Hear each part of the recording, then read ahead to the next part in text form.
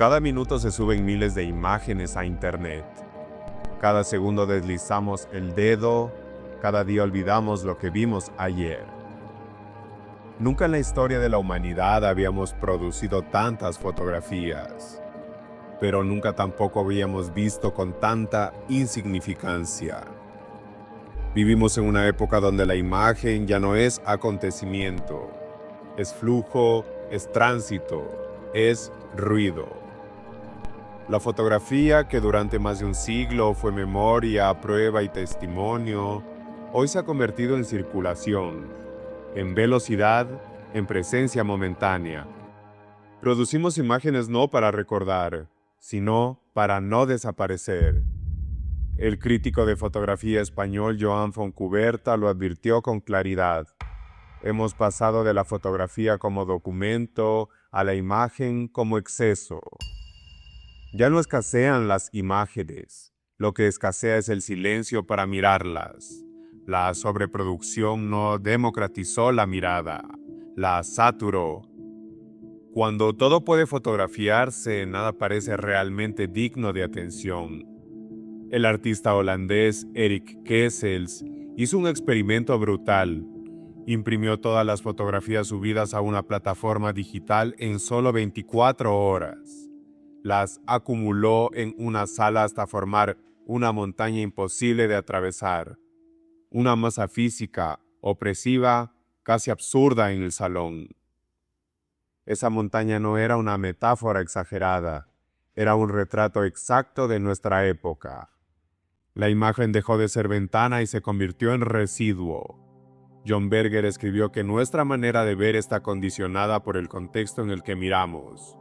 Hoy, ese contexto no es el museo, no es el álbum familiar, no es el periódico, es el algoritmo. Ya no contemplamos imágenes, las desplazamos, no las habitamos, las consumimos.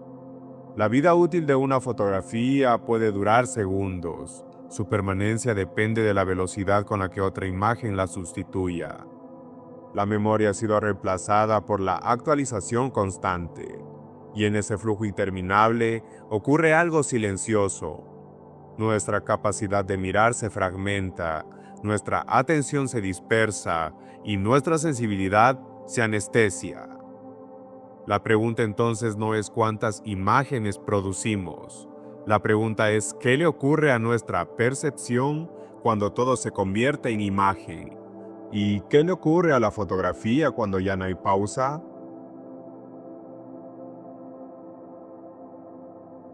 Si la primera parte nos permitió sentir la asfixia, ahora debemos comprender su estructura. La sobreproducción de imágenes no se reduce a una cuestión numérica. No se trata únicamente de que existan más fotos que antes. El cambio es más profundo. Ha variado el sentido mismo del acto de fotografiar. Durante buena parte del siglo pasado, hacer una fotografía implicaba elección. Existían límites físicos, técnicos y económicos.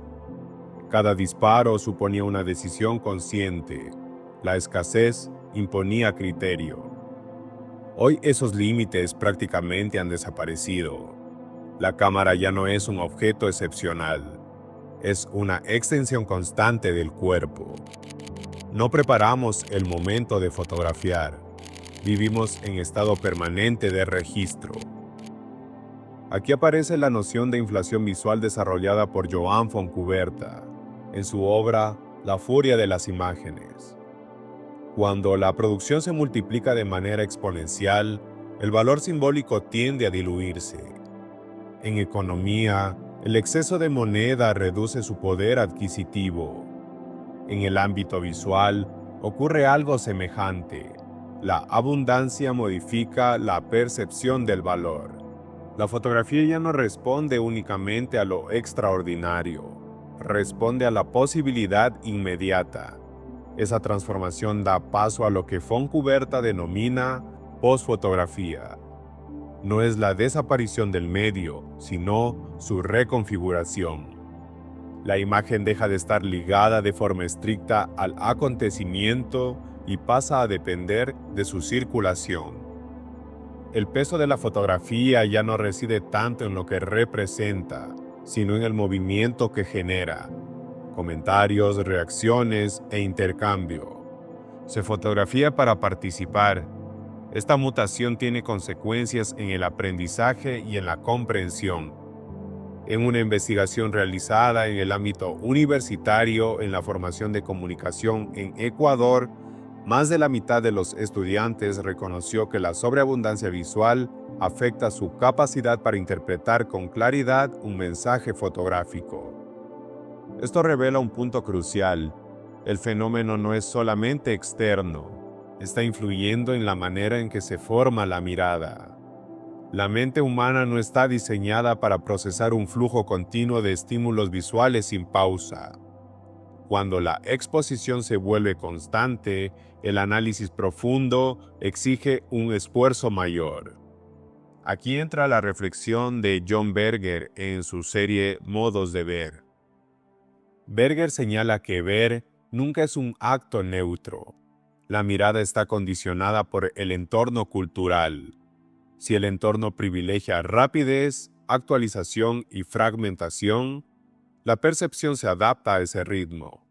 La sobreproducción no solo incrementa la cantidad de imágenes disponibles, redefine las condiciones bajo las cuales se aprende a observar.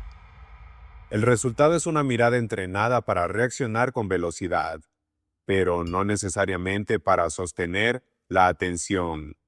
Antes, la fotografía se contemplaba con cierta permanencia. Hoy se desplaza con un gesto. Antes la imagen encontraba un lugar estable, ahora circula sin detenerse, con furia. La transformación no es únicamente tecnológica, es cultural.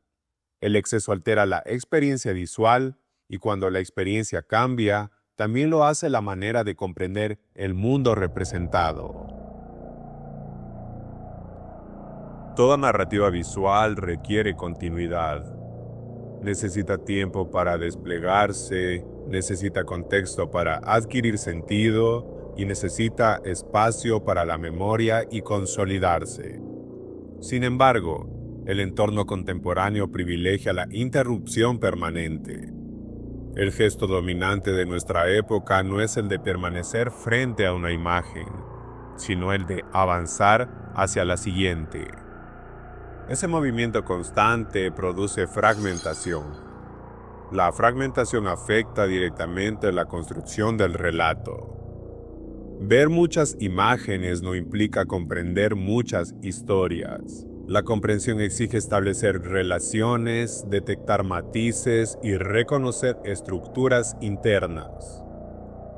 El desplazamiento continuo reduce esas posibilidades. En el pasado, ciertas fotografías lograban instalarse en la memoria colectiva porque disponían de espacio para circular y debatirse.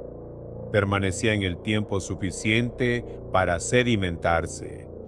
Hoy, la permanencia es inusual. La actualización constante sustituye con rapidez cualquier contenido previo. La atención se redirige hacia lo nuevo antes de que lo anterior haya sido procesado por completo. Esta dinámica impacta en la profundidad narrativa. La inmediatez favorece la respuesta emocional inmediata. La reflexión, en cambio, necesita demora. Cuando una imagen aparece, genera impacto. Cuando otra la reemplaza de inmediato, ese impacto no se transforma en comprensión. Aquí podemos contrastar dos experiencias visuales. Por un lado, la lógica del flujo digital. Por otro, la experiencia de una obra que exige observación detenida.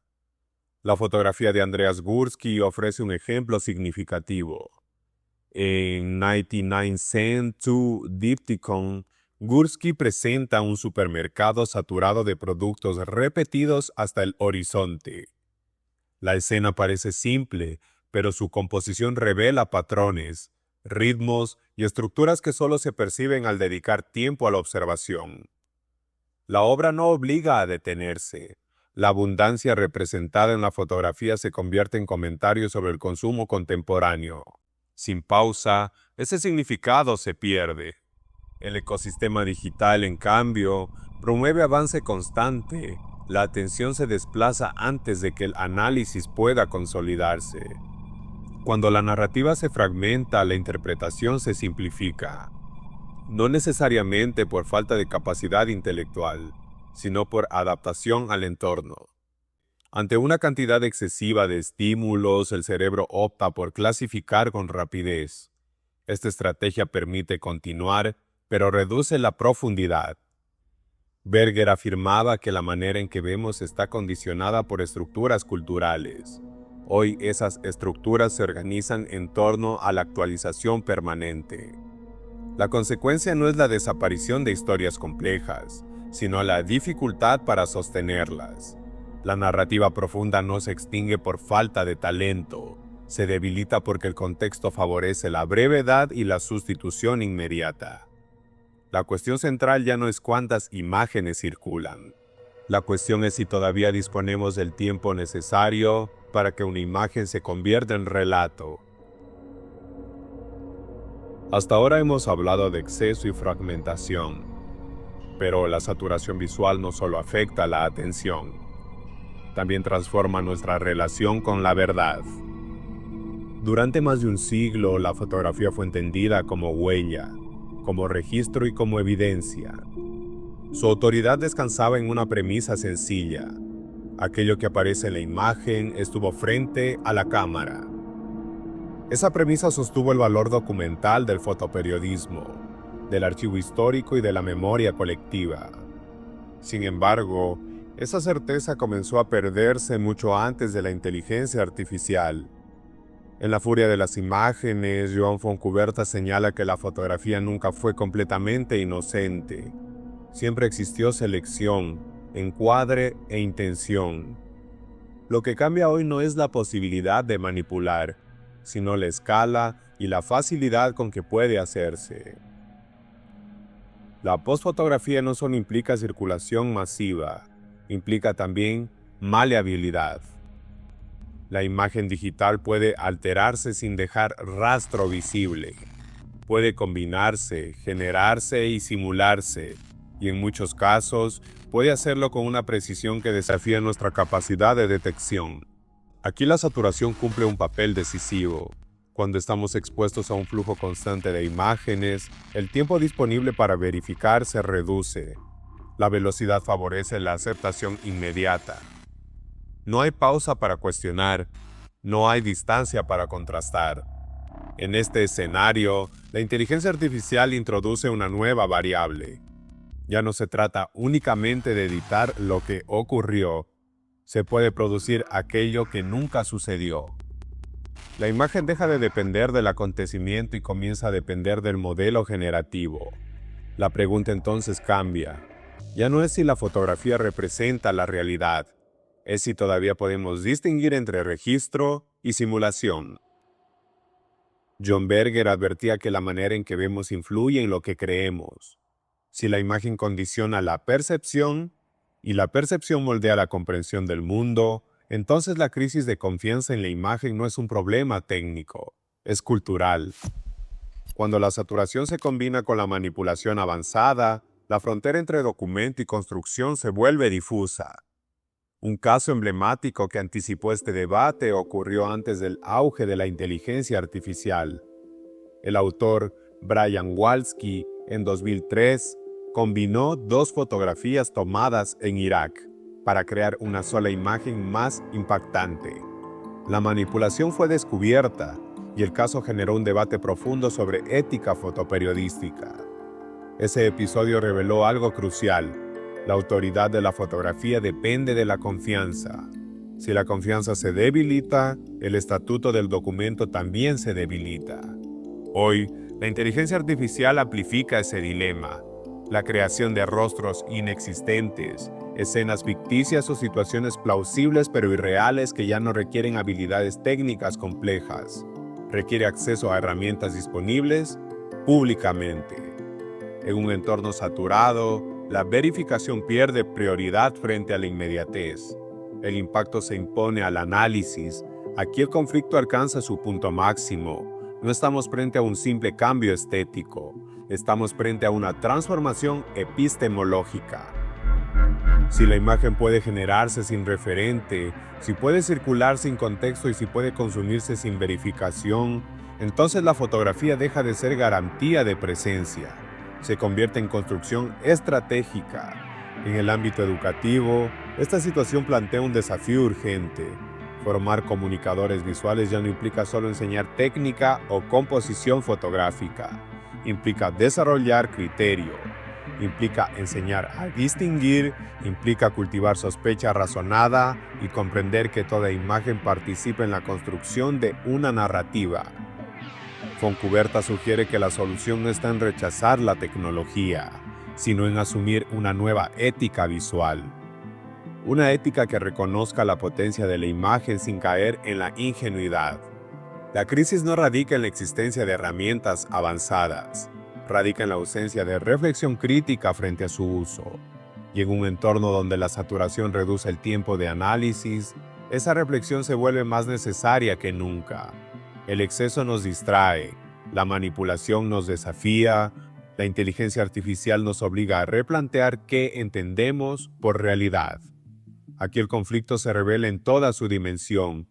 No es solo que haya demasiadas imágenes, es que ya no podemos confiar en ellas del mismo modo que antes.